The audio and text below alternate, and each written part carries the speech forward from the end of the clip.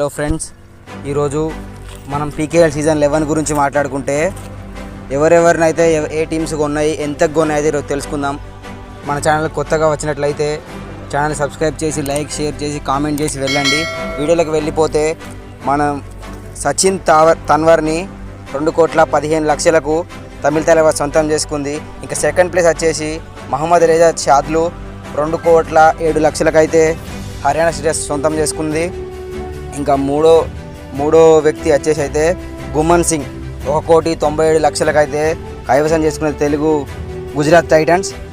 ఇక fourth high flyer Pawan Sehrawat అయితే FVM card use చేసే తెలుగు టైటన్స్ 1,72,50,000 అయితే సొంతం చేసుకునే గాయస్.